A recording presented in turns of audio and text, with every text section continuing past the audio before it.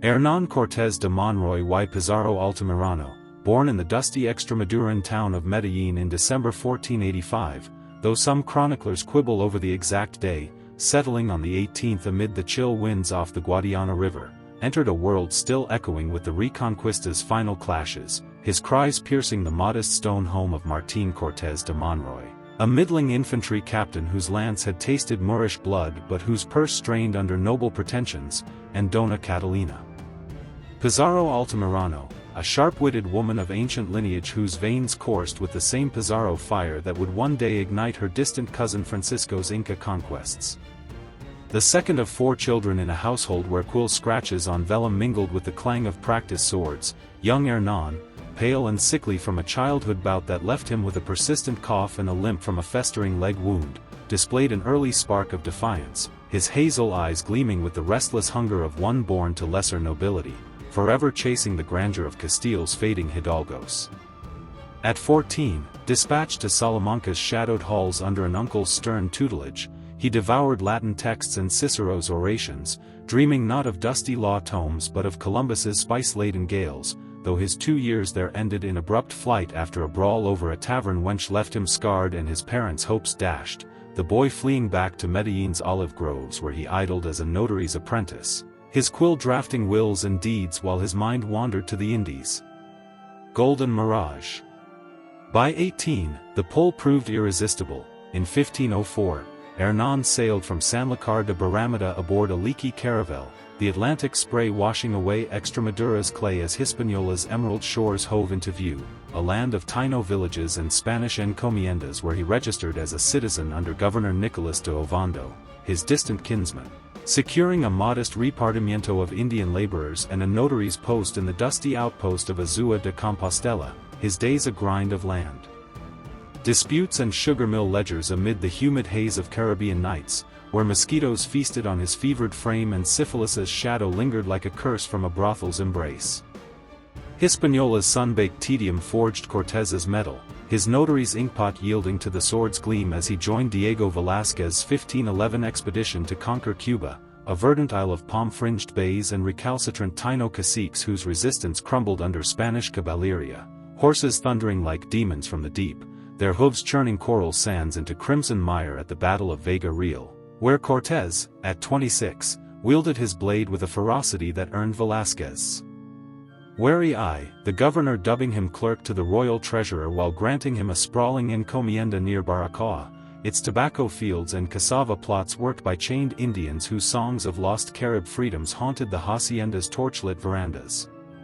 In Santiago de Cuba's nascent capital, its thatched cabildo rising amid mahogany groves, Cortés ascended swiftly, elected alcalde mayor twice by 1514, his eloquence swaying juries in land feuds and his charms seducing Catalina Suarez, the sultry sister-in-law of Velázquez's own kin, a whirlwind courtship that culminated in a coerced 1516 marriage under the governor's glower, for Catalina's dowry of slaves and cattle bound Hernan tighter to Cuban soil, though whispers of his wandering eye.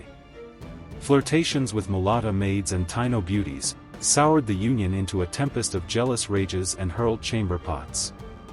Yet ambition's fire burned hotter than domestic squalls, tales from Grijalva's 1518 mainland foray, visions of golden pyramids and emerald-plumed lords, stirred Cortés's blood, and when Velázquez, newly minted adelantado, greenlit a follow-up expedition in October 1518, Hernan maneuvered with notary's cunning, outfitting 6 of the 11 ships at his own expense, mortgaging estates and begging loans from merchants whose ledgers he had once audited, securing the captaincy general despite his youth.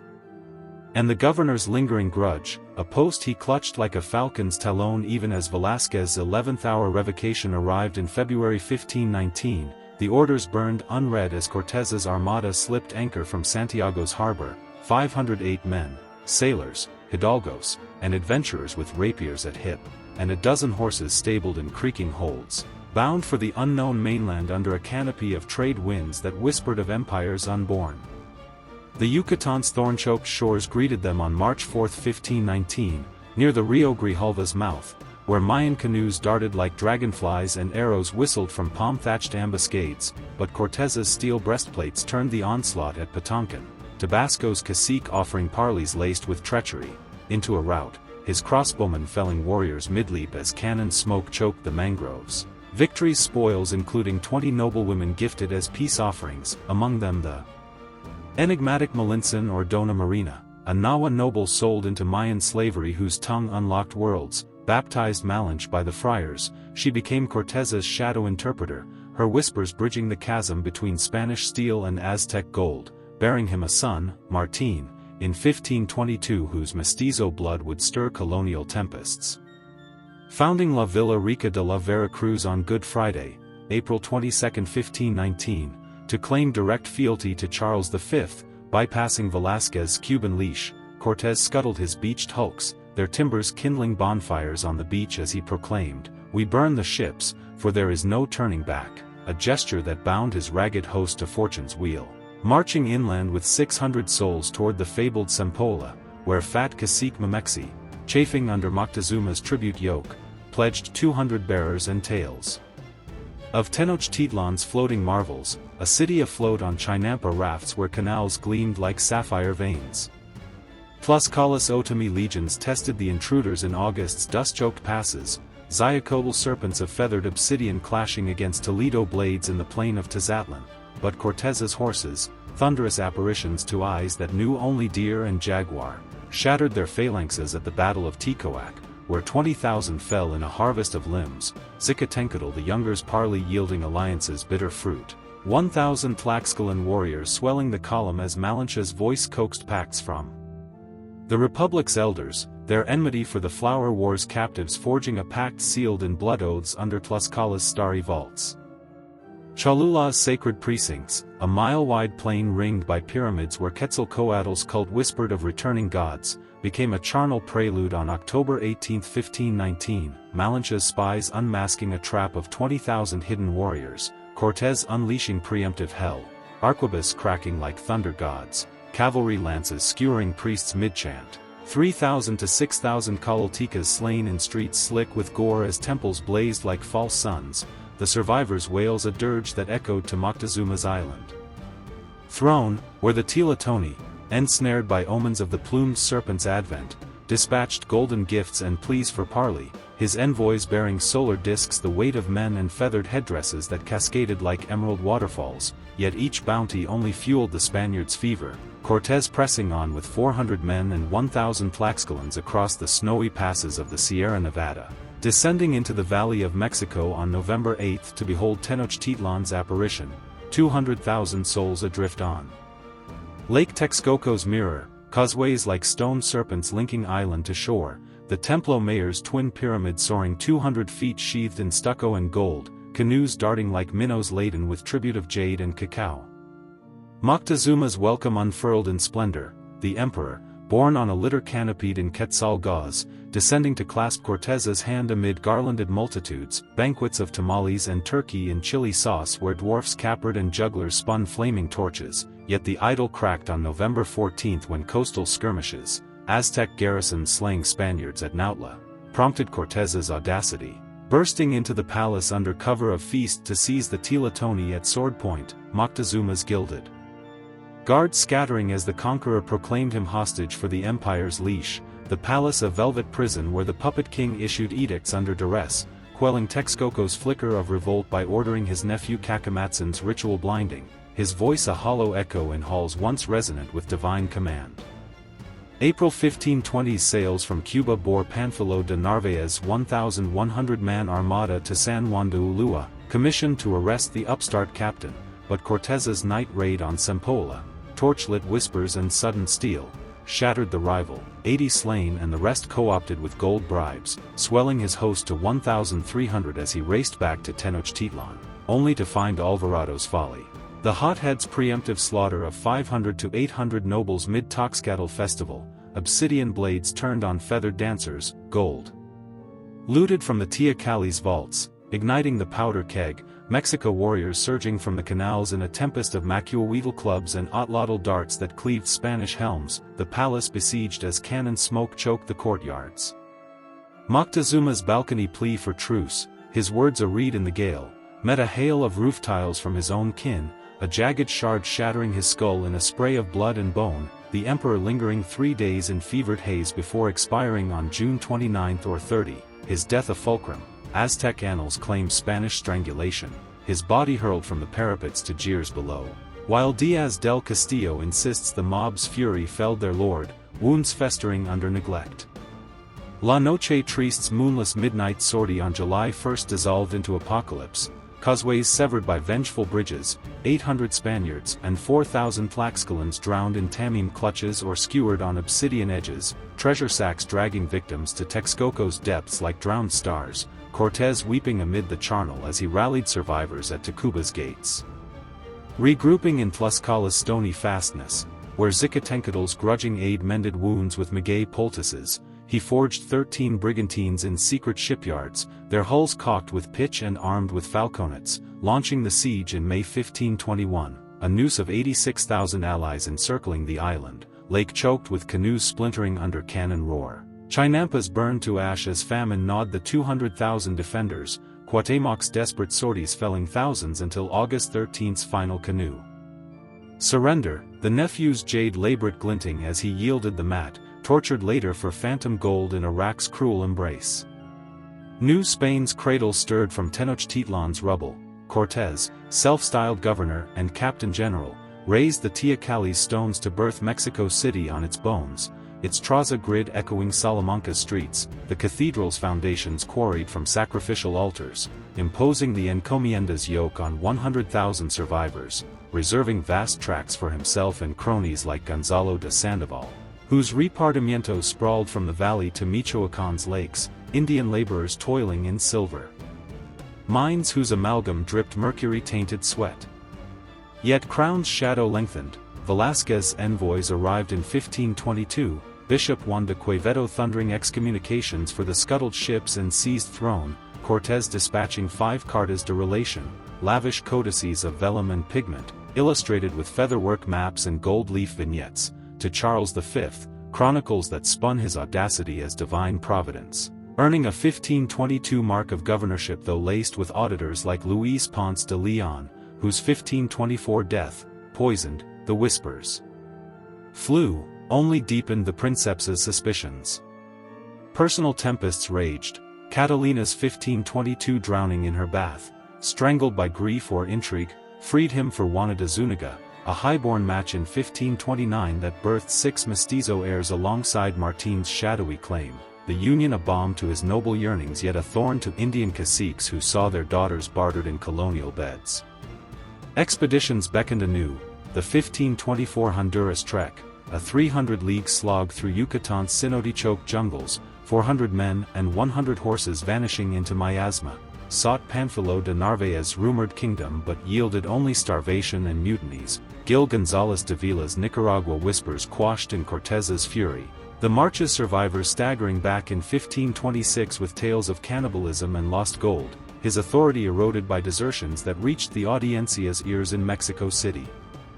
Charles V's 1526 summons dragged Cortés across the Atlantic in 1528, his galleons docking at Palos amid fanfares, the conqueror kneeling in Toledo's Alcazar to receive Marquisate of the Valley of Oaxaca, vast estates yielding 20,000 pesos yearly, and the Order of Santiago's Red Cross, yet the Indies Council clipped his wings, revoking governorship in absentia to Nuno de Guzman's brutal hand, whose slaving raids in Michoacán scorched the land with fire and chains.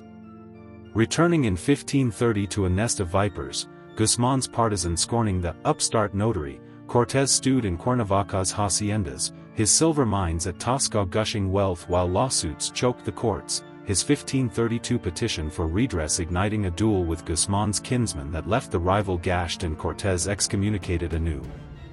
Undaunted, he launched the 1532 Baja California Odyssey, 3 ships probing the Vermilion Sea's arid coasts under Diego de Becerra's command, yielding pearls from La Paz's lagoons but mutinies blade claiming Becerra, Cortés's fury birthing a 1535 fleet of 300 men that colonized the barren cape, only tempests and thirst scattering the venture into farce. His fortune hemorrhaged in hulls and victuals that yielded naught but maps for later eyes. Honduras's ghosts resurfaced in 1536 when Alonso de Solis's expedition vanished, Cortés mounting a rescue that dredged swamps for bones but unearthed only indictments for unauthorized sales, the Audiencia's 1538 summons chaining him to Mexico City's tribunals where perjured witnesses spat of Indian massacres and gold-hoarded hordes, his eloquence swaying juries yet not hearts. The Marquis departing in 1540 for Spain's chill embrace, his pleas to Philip II, Charles's heir, falling on deaf ears. Amid the court's intrigues, Castile's twilight dimmed Cortés's fire, arriving in 1541 amid the Algiers debacle. Charles's failed Ottoman thrust where Hernan's 500 volunteers rowed galleys through storm-lashed straits, he bartered his sword for favors, kneeling in Barcelona's Alcazar to recount Tenochtitlan's glories, yet the Council of Indies stonewalled his claims, awarding pittance pensions while his estates crumbled under Stuart's pilferage. Indian revolts in Oaxaca's sierras torching his sugar mills. A final voyage in 1542, galleons to Honduras's fevered coasts, sought lost kin but yielded shipwrecks and fever, Cortés returning a hollow man, his cough a rack that racked his frame as gout swelled his joints, the Marquis retiring to Seville's shadows in 1544, his quill scratching a final testament amid physicians' futile bleedings. Death claimed him on December 2, 1547, in the humble parish of Castilleja de la Cuesta, his last rites of friars murmur over a body unadorned by the laurels he craved, buried first in the monastery of San Isidoro del Campo before his bones journeyed to Mexico's hallowed ground in 1566, a pauper's cortege for the conqueror of worlds. Widowed Juana's grief veiled the scandals, illegitimate sons like Martin's turbulent claim to inheritance, quashed by crown decree, while his daughters wed viceregal blood, their mestizo lines weaving into New Spain's viceregal tapestries. Cortés's legacy endures as empire's double-edged obsidian, architect of New Spain's cradle, his Veracruz the gateway for 250,000 settlers whose plows scarred the Chinampas, his Mexico City a phoenix from Tenochtitlan's ashes where the Zocalo pulsed with markets and mass. The encomiendas lash birthing a colonial mosaic of haciendas and missions that spanned from California's missions to Peru's silver veins. Yet shadows cling, the conquest's charnel, 8 to 25 million indigenous souls felled by steel, smallpox, and slavery, haunts his quill. Bernal Diaz's eyewitness grit in the true history of the conquest of New Spain, humanizing the butcher as a valiant captain, whose audacity toppled gods, while Sahagun's Florentine Codex laments the year of the Spaniards, as apocalypses dawn. Malinche's betrayal, a Nahua archetype of treacherous womanhood. In Spain's annals, he is the golden Hidalgo's paragon, his cartas de relation, lavish propaganda etched in 5 volumes, earning papal bulls and marquisates, though the Indies Council's slights birthed the Patronado Real's iron grip on conquests. Modern eyes fracture him. Prescott's 1843 conquest of Mexico romanticizes his daring genius, while Todorov's conquest of America decries his mirror of otherness. Malinche's tongue the fatal bridge. In Mexico's soul, he strides as Malinche's sire, the Gachapin whose horses reshaped the Pinto's gait, his name a syllable in corridos that mourn Cuauhtémoc's chains.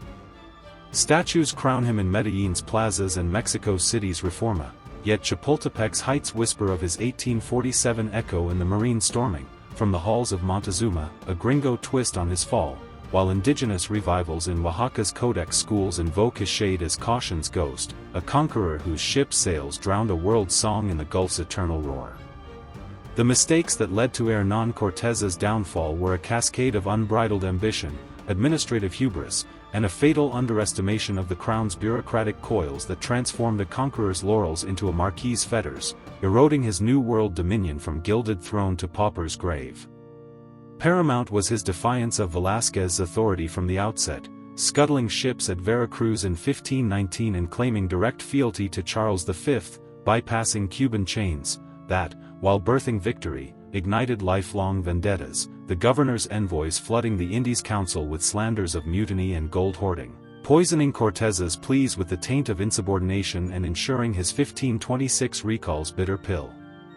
Compounding this, his encomienda excesses as governor, reserving vast tracts for himself and cronies like Sandoval, imposing repartimientos that enslaved 100,000 survivors and scorched Michoacán with Guzmán's slaving raids, bred a viper's nest of resentment among later hidalgos and friars like Las Casas, whose 1542 new laws clipped the system he had forged. his estates crumbling under audits that tallied Indian graves as debts unpaid.